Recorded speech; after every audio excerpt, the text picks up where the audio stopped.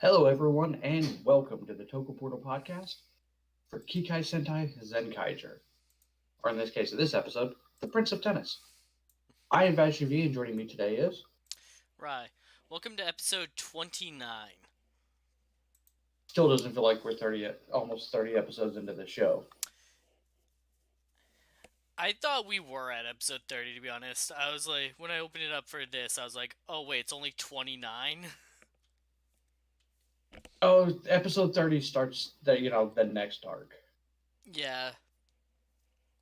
So, Kaito is out on a delivery when Stacy shows up to wreck his shit. Because that's pretty much all he does now. So the others go to join him. Majin and Yachan were actually out at a nice little restaurant having a special treat, limited time only. But of course, Majin gets called away to go and fight. And so when she leaves, that's when the actual monster of the week shows up. Tennis World. And he's turning everyone that he hits with a tennis ball into another tennis ball. Unlimited ammo! That includes Yachan. Majin hears the commotion and returns and feels really bad that this happened because if she was there, she might have been able to do something. One of my favorite part of this scene. What's up? Wait, I don't have a Gatliner. Yeah, you explicitly turned it down because you told Kaito you were too old for this.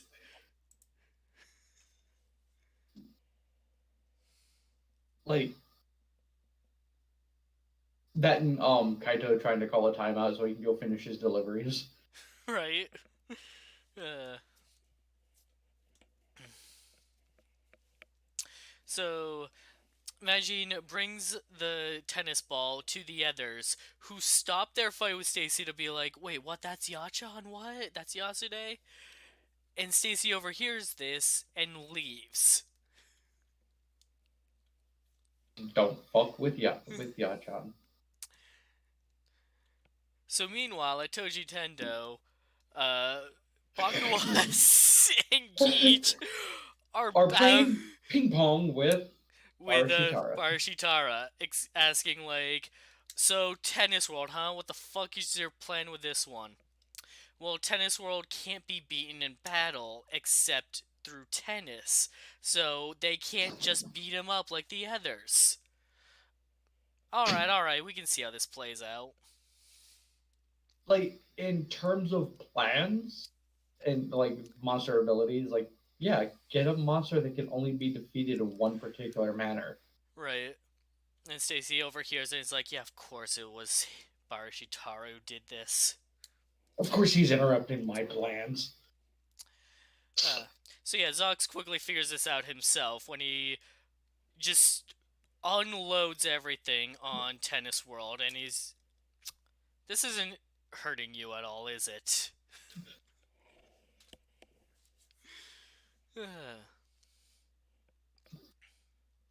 His Zox's entrance into this is the one thing I've been enjoying about Toei's experimentation with camera work. Just the constant like drop in from the sky.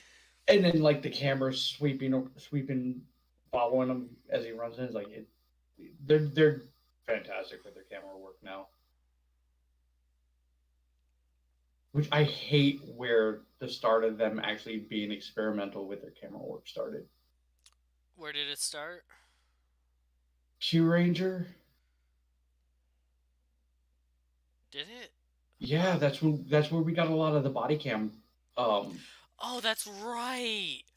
I forgot about the parkour camera. Like The like it first was, person view yeah. stuff. I mean, typically it was Gowan and Showrun Poe they did it with, but yeah, that's where when they started doing a lot of the experimental camera work. Oh yeah, that was weird. But it was fantastic. I wish I would have done more of it. I mean, I kind of I wish didn't it would like. have done. I wish it would have done a lot more with Q Ranger itself. Yeah, but I don't really want more body cam. That was just weird It, and didn't really fit. I think it would fit more with the you, or like if it was like time fire, somebody whose sole weapon and fighting abilities 9 times out of 10 is I'm going to shoot this asshole, and then like them looking for the monsters. Like I think that would work better for that type of situation. Thank God they didn't strap a GoPro to Noel. I think half of Japan would have vomited if they did.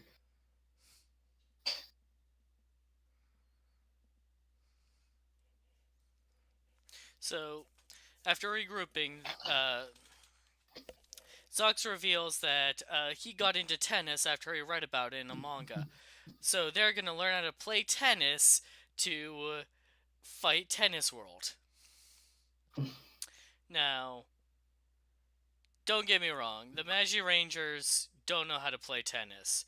In fact, Magine probably did the best when she made a normal shot that landed in court. The Zenkaigers, not the Magic Rangers. Oh, I was thinking about Magine. That's why I said that.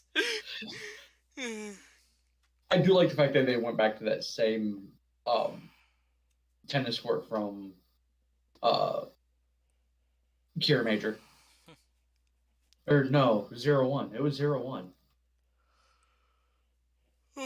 This is the set they used for that episode with the tennis human gear. I don't remember that. Anyways. Zox gets annoyed with the others and challenges Kaido to one-on-one and just starts wailing on him with the ball. Like, he's aiming to hit Kaito. Because that's what he learned about tennis from manga. So I haven't read any of Prince of Tennis, but I'm pretty sure this is Prince of Tennis. I mean, there's a spot at one point where Satoshi makes a shot that is straight out of Prince of Tennis. Okay. I'm assuming it stops dead and flies back. Yeah, basically. Yeah, that's what I figured. In Prince of Tennis, though, it just stopped dead, like, in that spot so that it didn't bounce, so the other guy couldn't hit it, because it wasn't moving.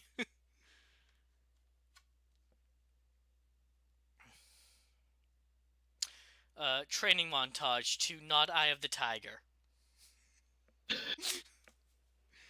Or I mean, whatever the song is.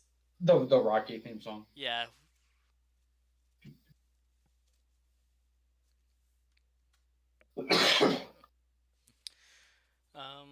I will admit, for training montages, as far as training montages go, I have enjoyed the last two that we've gotten. Because the training montage in this and the training montage that they had in Kira Major, solely for the fact that this show is funny, they crack jokes during it. So we come time for the tennis match. Juren tries to play tennis, but the referee is from Toji Tendo, so he's biased. Mm-hmm. So calls a shot that was clearly in as out. So one by one they get taken out, until it's just Kaito and Zox who decide to double team him. But even through their best efforts, they are unable to outmatch Tennis World. So to be fair, in my head, I mean, it's Toji Tendo, so of course, but Toji Tendo cheated. You can't have a handicap match and then have it be 2-on-2. Right, Toji. That's not a handicap match. I'd like to point out that this tennis match is a farce because. Oh yeah. This is not tennis. Oh, I'm not arguing that, and that's why I preface this with fight. Of course, this is Toji Tendo. They cheat.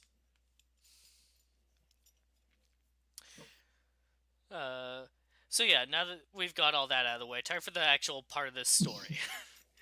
Stacy. Turns out, his mom taught him how to play tennis. Aw. So he knows the fundamentals.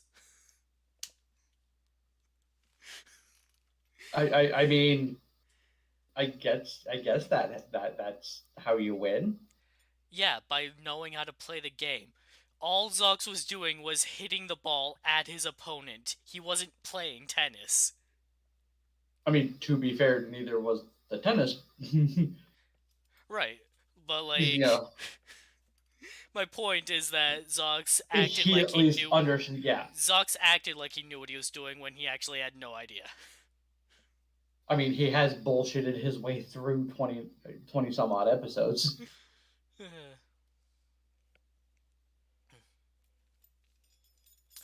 So yeah, this puts Stacy in a bit of a tough spot because he shouldn't go against his own team, but also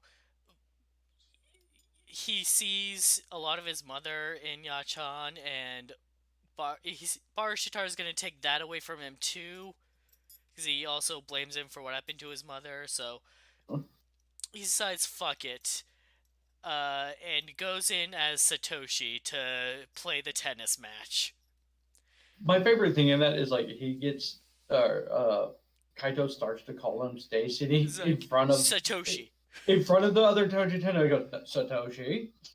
So Tennis was like, I don't know who you are, but you're going down.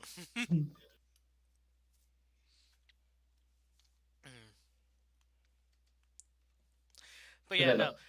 Stacy Satoshi actually knows how to play tennis and manages to win. So this episode gave me something I didn't know I wanted, and I don't have a better term for it, but casual Stacy.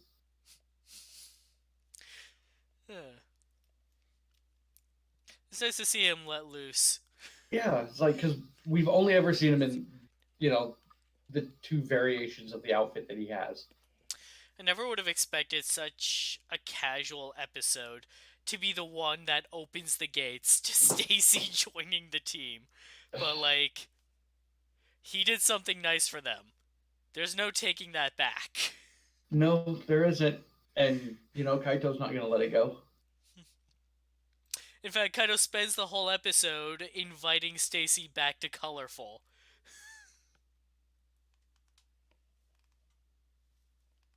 Like this is that point of they've done a great job with the world building and the character building in the show. Yeah, no, Stacy. From the moment it came out that Stacy enjoyed going to Colorful and continued to go there, regardless of reasons for it. That was the catalyst to this entire storyline. Kaito bought him a sundae. Yeah. Like, Stacy's story is the real plot of this show. Yeah, pretty much because there's not been a lot of plot that didn't involve Stacy. So if you don't like Stacy, then I'm sorry that he is basically the focal point of this show. Just makes me wonder where things are going to be after next week.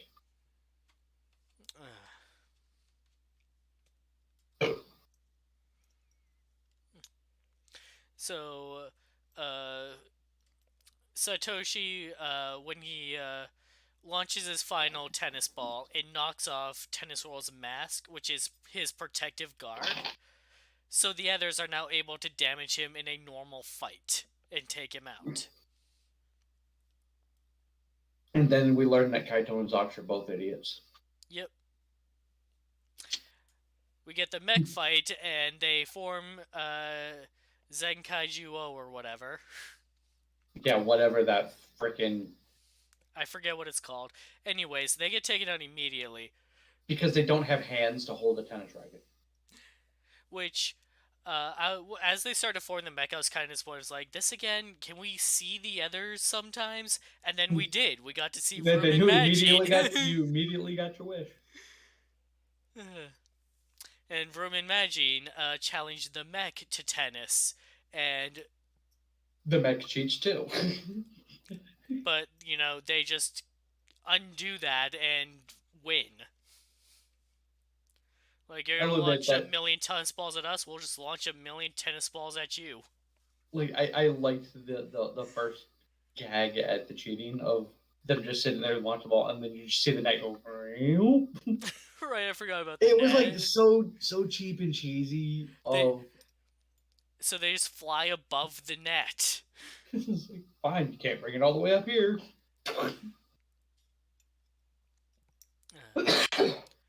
So back at Colorful, they tell Yachan about how Satoshi won the tennis match for them, and she's surprised to hear from about him since he said he was never coming back.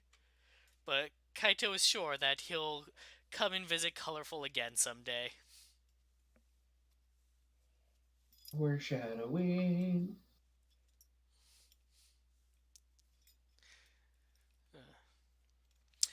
And then Stacy returns to Toji Tendo, very conflicted about the day he's had. Well, he's about to be very unconflicted. And then he gets attacked by a shadow that turns into a robot. Why is Yuri in this episode?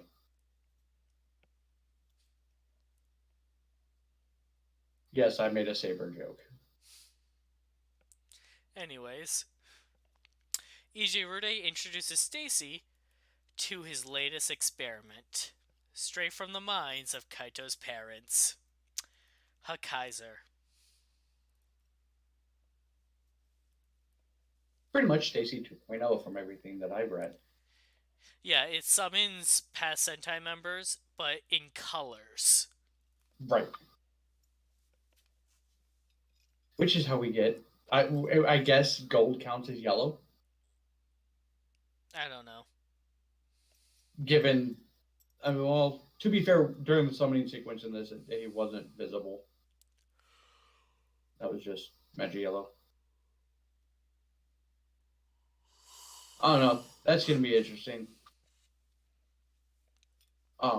It's just a matter of how long until Stacy switches sides. Honestly, when he was attacked, I thought, like, oh, did they find out? Yeah, no, it's just EJ Rude's being an asshole. Ijirude just has a thing for presentation. Well, I mean, somebody in Toji Tendo needs to. It's funny. Other than Gage. It's funny, when the show started, it seemed like Ijirude was going to be the one deploying the monsters, and Barashitara was going to be the enforcer, but that has not been what's happened. Like, Barashitara has been deploying the monsters, while Ijirude just kind of sulks in his lab. Like, EJ Rude's deployed some monsters, too. Only Like, some, though. Like, he hasn't been the main guy, is the thing. right. It's kind of going on, like, that Juoger method. Where they switch. Where they switch is like one guy has his plans, one guy has plans and machinations, and then whoever succeeds at the plan is the one who gets the praise. But Ijirude hasn't been doing a whole lot of that. He's been mostly working on building up, like, Stacy's gear, the robot, and now this. Yeah. I mean, at least he's productive. My point is that although Stacy has kind of been acting as the role of the enforcer, like, I feel like this guy is it. This guy is the enforcer. Yeah, they've 100% graded the enforcer. And I guess his look and some of his appearances based on older tokusatsu. Yeah, I believe part of his headgear is from Hurricaneger, one of the villains. Yeah. But I guess some of his form is from actual, like, outside Toku. Oh, like non Sentai, like Metal Hero stuff. A little bit was Metal. I think a little bit was Metal Hero. Did Hurricaneger have Evil Rangers? The Go Riders that had like weirdo orbs on their head. Weirdo orbs. I'll have to see if I can find it again because it popped up in my feed. And it's something we can talk about next week when it becomes When relevant we again. actually see the episode, yeah. So I'll see if I can find it and save it for next week. But no, I was like, after, a handful of semi-fluff episodes, we are beginning the next arc. I believe the second to last arc. Yeah. That got me thinking. Oh, go on. Because typically 30 to 40 is a build up to the last arc. And then the last arc is just like the last 4 or 5 episodes where the main villain actually does something. Yeah. Because we're at episode 29, 30, there's probably going to be 45 episodes.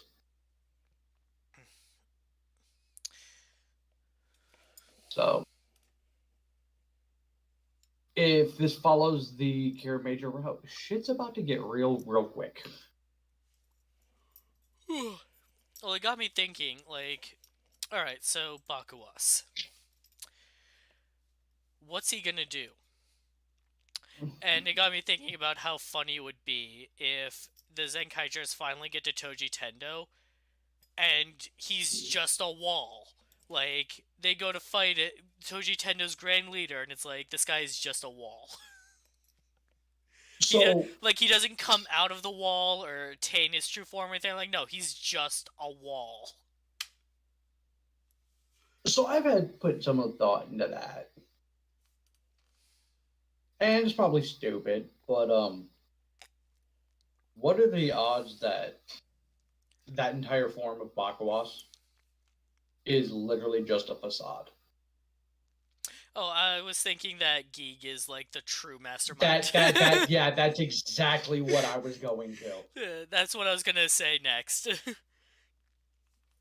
Because yes, we've seen Bakuwas act without Geej. But like, what if he is just a puppet? Yeah. And that Geej is the one pulling the strings, and even Geej is a puppet of his true form. Like, that's what if it was Stacy all along? That's kind of what I'm thinking. Like, what if like the final boss is Geek? Like, he takes on like his true form to fight them. Like, it would be good to have that Ghostager twist and actually have it be a twist. You mean the guy that's been part of every villain faction was the real villain? It's like the worst twist in all of Sentai. It's not a bad twist. It's just obvious. Yeah, by the time it gets to it being because it. Sorry, was I supposed to assume otherwise? Like, the reason why it's a bad twist is because the characters don't pick up on it. To the point of going, you're probably pulling all the strings. They point out that he's been on every team. They're just assuming he's jumping ship at last minute to just try to save his own ass. But it's like, it could not have been more obvious in that show. Hell, I'm pretty sure Gosei Knight could have picked it out. And he's been a robot for, however many years. Stuck in ice. But no, it's like, I've always enjoyed that twist of the guy you think is the final villain isn't the final villain. Some shows do great build up for it, some don't. Which one was it? Describe it. No, Jungle Fury. Jungle Fury or Geki Ranger? That's the one I was trying to remember, the Japanese version, Kikai Ranger. I felt that one could have been better if they would have built it up more. Oh, yeah, with long. Because you just kind of, poof, I'm the bad guy. The fuck? It's like, you're telling me that you were literally planning all of this from before the start of the show. All of this. To include your your underlings just being bought off. I mean, to be fair, he was old and bored. He didn't care about yeah. them. Honestly, that's the only reason why I like the Master Loco storyline in Saber. His entire motivations was I was bored. I'm old and tired. Do you know what it's like for an immortal being? Like it works well as a excuse for somebody to do evil shit in like a Toku show. Because after a while, fuck it, time doesn't mean anything to me. I can do whatever the fuck I want to. Consequences are minimal if you're immortal. But like, I'm wanting to see that very well done shift of power from the guy we thought was the villain to the actual villain. As long as they don't pull a freaking Q Ranger and make it a character we don't give a shit about. Like, I could see a lot of people complaining about this scenario where it's like, what, the pet bird was the real villain all along? But it's like, they've kind of set the stage for it. Not a whole lot, but just having him occasionally take actions here and there. That seemingly are on his own and seem to be because he's up to something. Right. Not enough to stand out, which might be the point. But I mean, he's dimed out the underlings. He's basically blackmailed E.G. Rude into doing what he wants. He knows what's up with Stacy and isn't saying anything. Right. He keeps Bakuwas under control. Right. Like it sets the stage for him to be the main antagonist in the end. But also sets the stage for him to not be the antagonist. So it's like they've left the door to do whichever version they want. All I know is I don't want either one of them to have a stupid form. I don't want Bakuwas to have a stupid form. If he does become the villain, because I can see him having a stupid form. I would just laugh so hard if they go to fight him. And he's still just a wall. He's just a wall. That's all there is to it. There's no, like, giant body on the other side. Like, no. He's Bryan Cranston. I mean, to be fair, Bakuwas is better than Bryan Cranston because, Bakuwas at least has an arm. Bakuwas can touch things. An arm that he almost exclusively uses for petting Geek and pounding the ground.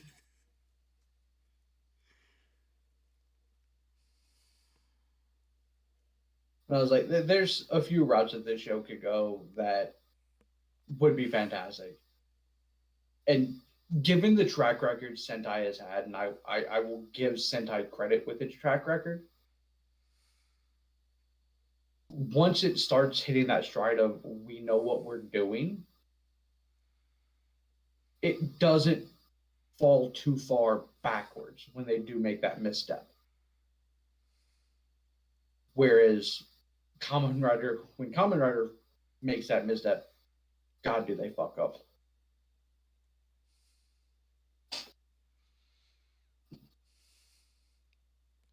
It shouldn't take 20 years to explain why a show worked. Right. And then you should not have had the debacle that was the entire center of Saber. That ending was fire, though. I'm not gonna lie, that is one of my favorite endings. Really? Yes. That's only because, like, the reason why is this, as much as we hated everything about this show there for a while, everything was important. All of the bullshit scenes we had with Ren, and just everything that seemed like get to the point already, comes together beautifully in the end. Okay, because with some some rider endings that we've gotten, some of the really good ones, saying that this one is one of the favorites is a strong claim. So that has me really interesting. Now, my ultimate favorite is 01 because I felt that was, Even and with I the mean, the full botched end. parts, it's still a really solid ending, an easy A. Right. So, and then X8's up there once you get through all of the extra fluff that they released to actually get to the actual ending of that show. My God, the amount of extra shit you had to get just for the show to actually end properly. Um, Drives was really good, but yeah, no, the end of Saber is very freaking solid, and the way it actually plays out, yeah, it is one of my favorites. The show's not, but the ending is because the way it pulls every loose thread that it had and makes a very, very nice, neat bow. And then, of course, the fact that none of the writers had any say on whether or not, you know, they won. That was a nice touch, too. I've always enjoyed the stories where, like, the main hero isn't the actual hero of the show. Kind of like Kabuto. Uh, no, there's one more recently that I could think of. I can't remember which one it was. Where the main characters were not the ones who saved the day. Mm. Like with Saber, it was May. May is the reason why the world gets saved. Had no bearing on the writers whatsoever. That was destined. So going backwards, 01, Zeo, Build, Xaid, Ghost, Gaim, Wizard, Forze, O's. I honestly, so now that you've done that, I may be taking like key episodes and thinking of them as the end. Shut up. It's been a long day. But I was like, those, just even so, the episodes like that's the shit I enjoy. Or even so much of like take Saber for example, like early Saber, when Ogami's kid gets kidnapped. Without May, that kid doesn't get saved. Oh, I missed Drive, but still. You know that was more of a, yeah. But like in that episode, it's like without May, you're not saving that kid. May is the only reason why that kid got saved. Because of her intelligence to, take the firework. Because they had no chance. And they pointed out they had no chance of finding them. At least within time. So May gets herself captured so that way she could find them. Like, to me, those episodes really stand out because, well, yes, the heroes were involved. They were kind of extra to the actual person who saved the day. And in the course of Saber, and this is where the story get why I liked, as much as I hated how long and drawn out it was, all of that shit with Kento and his super emo phase is all absolutely relevant to the end fight. Because the whole thing is Toma trying to change that. And you find out through everything how that plays out, and it's like, oh yeah, no, that everything makes a lot more sense now. Like the visions he was having and such about the future.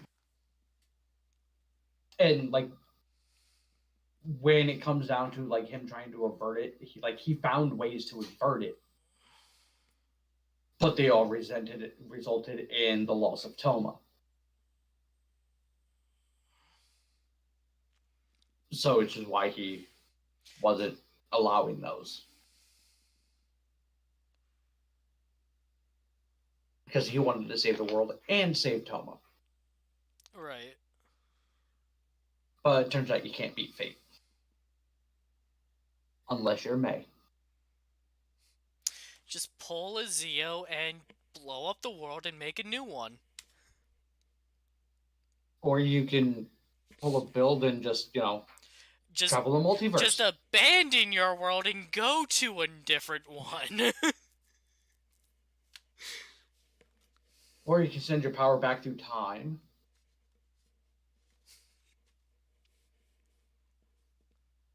I mean, there's multiple methods. Or if, in the off chance that you lose somebody that you love, you just, go find and raise their worm counterpart. Have you tried kicking God in the face? Saber did that. Did it work? I mean, yes. Alright, 2 for 2. Never fails.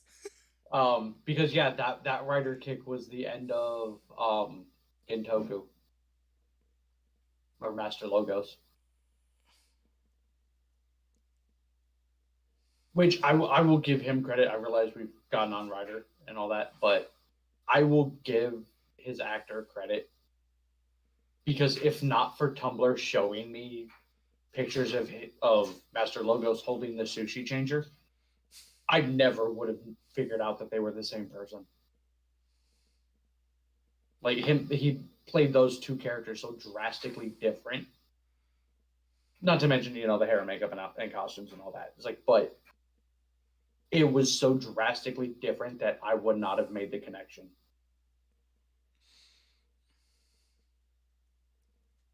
But yeah, now the show needs a crossover with Agito.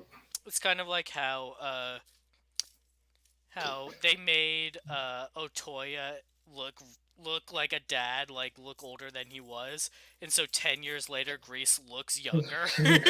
God damn it! That still fucking baffles me. Writers age backwards, I swear. Him particularly, I'm pretty sure he has some sort of Philosopher's Stone.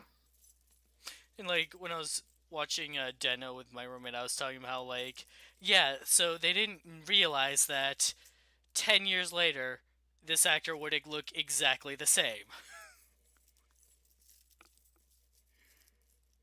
The best part of that is having for Kiva was having Otoya come back at the very end as Kiva's kid, and it's like you've got old Otoya, young Otoya, and it's like I went back and I looked at it, it's like he's a lot more Grease than we remembered him being.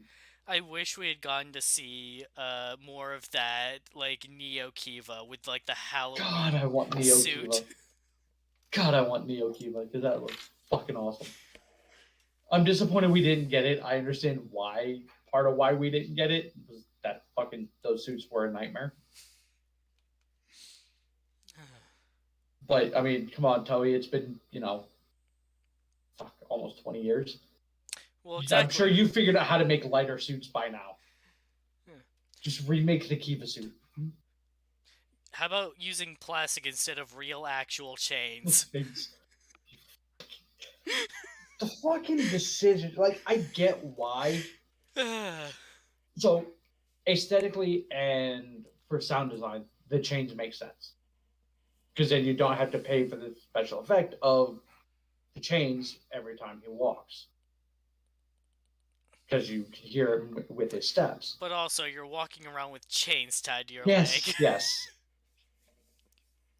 There was no consideration for that fucking suit actor at all. And that was Mr. Rider, wasn't it? Yep. Takaiwa Seiji. I feel bad for him. Some of these suits, I feel bad because they're especially some of the power-uppy suits are more ridiculously bulky.